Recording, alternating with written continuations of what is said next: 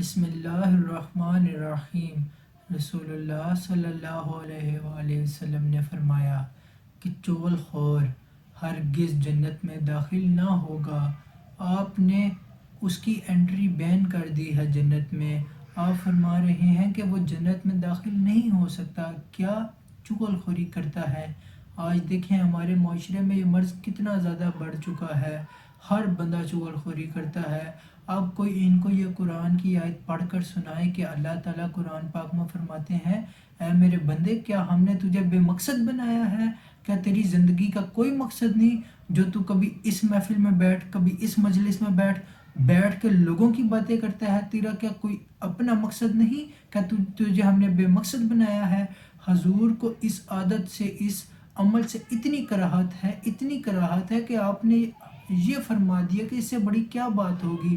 اب وہ لوگ جو یہ کنسیپٹ بنائے بیٹھے ہیں کہ حضور شفاعت کریں گے مجھے گناہ گار کی، حضور نے کوئی نہیں شفاعت کرنی گناہ گار کی۔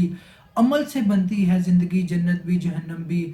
حضور نے اللہ تعالیٰ قرآن پاک میں فرماتے ہیں کہ انسان کے لیے ہم نے سب کچھ رکھ دیا ہے، جتنی وہ کوشش کرے گا تیرے لیے جنت دوزخ، تیرے لیے سب کچھ رکھا گیا ہے تیری کوشش پر۔ تو پوری زندگی کوشش نہ کرے اور بعد میں کہ رسول اللہ صلی اللہ علیہ وآلہ وسلم شفاعت کریں گے، ایسا ہرگز نہیں ہونا۔ صحیح بخاری جلد سوم میں 1014ویں حدیث ہے، حضور فرما رہے ہیں چغل خور ہرگز جنت میں داخل نہیں ہوگا۔ اپنی عادت کو بدلیں۔ یہ جو آپ جگہ جگہ پر بیٹھ کر چغل خوری کرتے ہیں، اس عادت کو بدلیں۔ یہ عادت آپ کو جنت سے دور لے کر جا رہی ہوتی ہے، اور جنت سے بھی دور سے بڑی بات کہ حضور کو یہ عادت ناپسندیدہ ہے، اللہ کے محبوب کو یہ عادت ناپسندیدہ ہے۔ اللہ تعالیٰ قرآن پاک میں فرماتے ہیں سنو، اگر تم مجھ سے محبت کرنا چاہتے ہو تو میرے رسول صلی اللہ علیہ وآلہ وسلم کی اطاعت کرو۔ اور حضور کی اطاعت یہی ہے کہ حضور چغل خوری سے کراہت کرتے ہیں، حضور کو چغل خوری نہیں پسند۔ اللہ تعالیٰ سے دعا ہے اللہ تعالیٰ ہمیں اس بری مرض سے بچنے کی توفیق عطا فرمائے، آمین۔